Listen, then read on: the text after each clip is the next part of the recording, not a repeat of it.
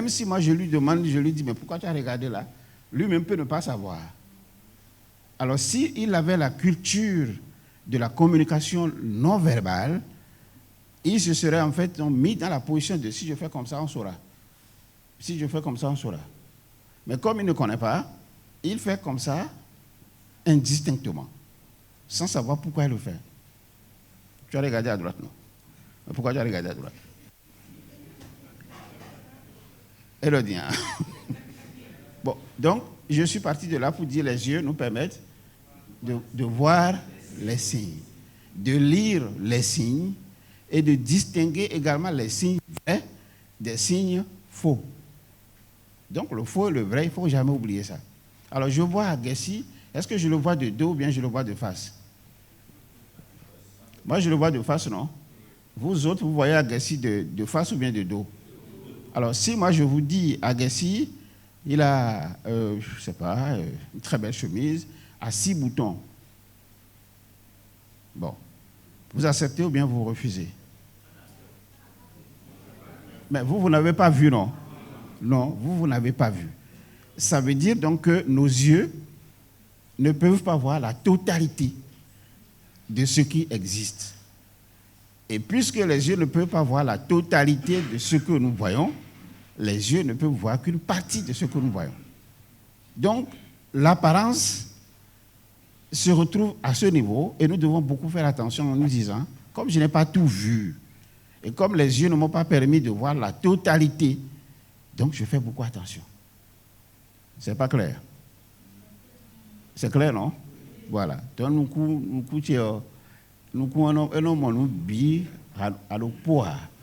donc, si je veux voir Agassi, soit je tourne autour de lui et je vois la face et je vois le dos. Alors, vous regardez, moi j'ai parlé de 6 boutons. C'est combien maintenant? C'est 3 boutons. Maintenant, vous acceptez 6 alors que c'est 3. Alors, si moi je reviens et puis je vous dis Dieu, il a 6 bras.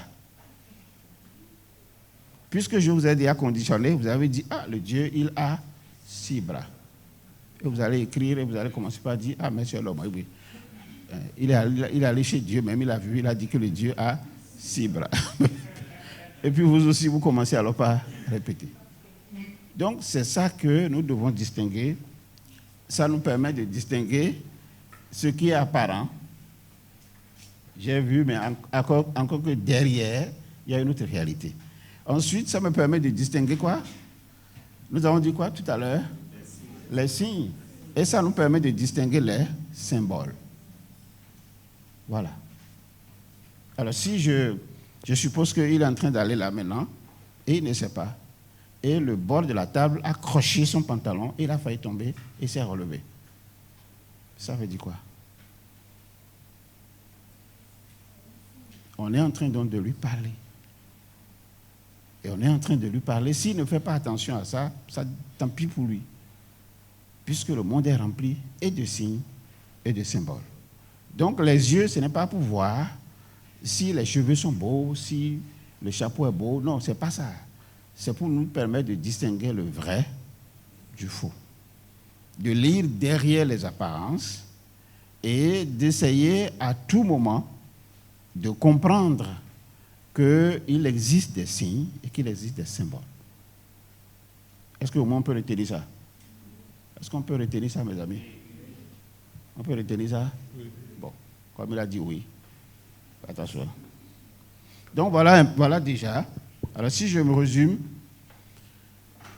tout converge vers où? Tout part d'où là? La pensée. Alors est-ce que je suis pensé, oui ou non?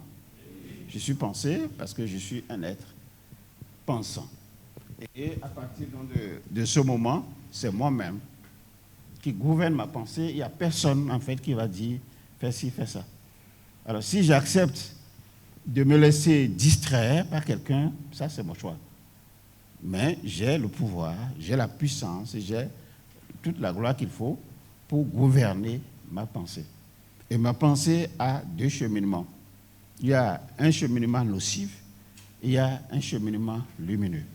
Selon que je choisis le circuit nocif ou le circuit lumineux, ça produit finalement au niveau de mon cœur des sentiments.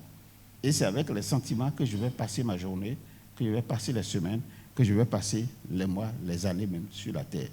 Alors, selon que j'ai choisi d'être tout le temps dans la culpabilisation, je peux culpabiliser les gens comme je peux m'auto-culpabiliser. Pour dire, c'est eux qui font toujours que moi, je n'avance pas. C'est eux qui détruisent ma vie. C'est eux qui m'empêchent.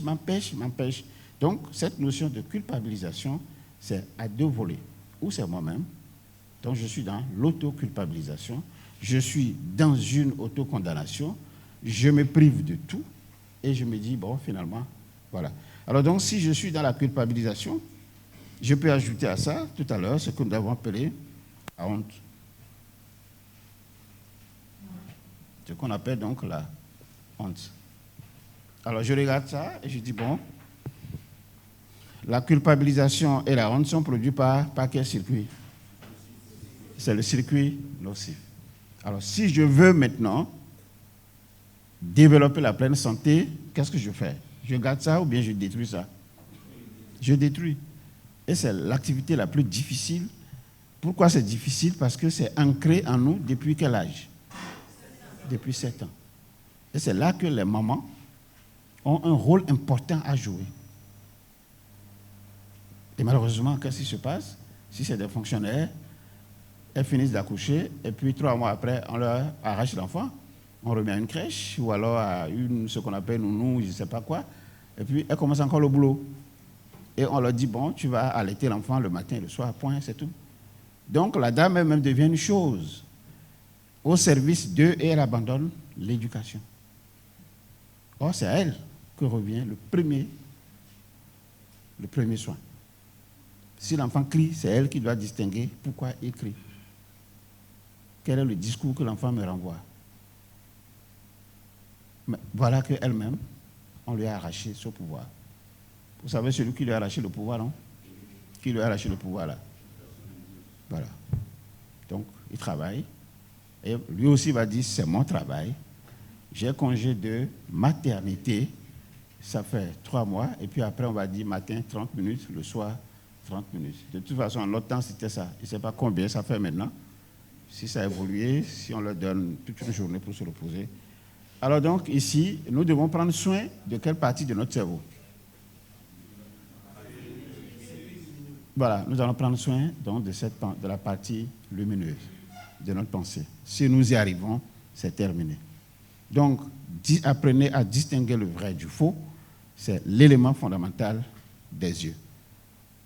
Alors, si nous prenons les oreilles, c'est pareil. On est d'accord? On prend les oreilles. La dernière fois, on a dit, mais qu'est-ce qui entre dans les oreilles et qu'est-ce qui sort? Et on a dit, comment vous devez appeler ce qui sort de là? C'est un déchet, c'est ça qui sort. Non. Qu'est-ce qui entre dans nos oreilles? C'est le son qui entre. Donc, les oreilles sont fabriquées pour distinguer le son. Puisque quand vous parlez, même si j'ai les yeux fermés, je vous entends. Si un oiseau chante quelque part, j'entends l'oiseau chanter, même si j'ai les yeux fermés. Si on tape peut-être un gong quelque part, je sais que c'est un gong qu'on est en train de sonner. Donc les oreilles, elles ont pour fonction de recevoir le son. De recevoir le son. Et quand l'oreille reçoit le son, elle renvoie le son vers où? Vers la pensée. Et la pensée renvoie encore le son vers le cœur. Et le cœur maintenant produit le sentiment. Alors si on est en train de taper, vous êtes peut-être dans un atelier de soudure, et on est en train de taper.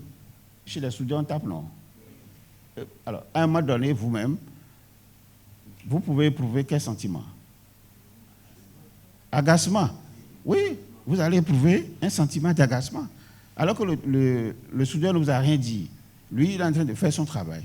Mais vous recevez le son, et le son produit en vous un sentiment d'agacement. Alors, le sentiment d'agacement, à un moment donné, vous allez dire au soudeur, mais écoute, ça arrive parfois. Hein? Ou bien, on est en train de faire cérémonie à côté, et ça dérange tout le monde dans le quartier, ça vous agace, Et puis, bon, si vous êtes très nerveux, vous sortez de chez vous, vous allez voir les gens pour dire, mais écoutez, diminuez le volume de votre histoire. Parce qu'un sentiment est né à partir du son que vous avez reçu. Donc, les oreilles, c'est cela. Maintenant, qu'est-ce qui entre dans notre bouche et qu'est-ce qui sort de notre bouche? Comment? La parole. La parole. Ou la parole, elle est bonne, ou elle est mauvaise. Donc, cette parole, nous devons pouvoir la contrôler. Parce que, une fois que ça sort de notre bouche, c'est fini. Et ton, ouais. Ça doit soit arranger ou ça doit détruire.